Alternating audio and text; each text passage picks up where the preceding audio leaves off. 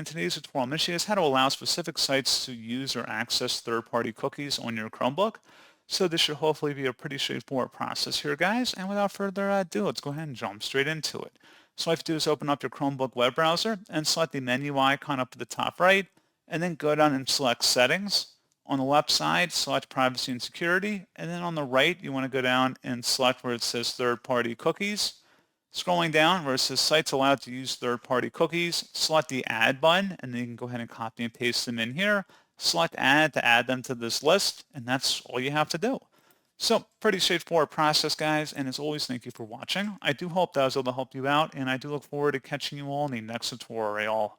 Goodbye.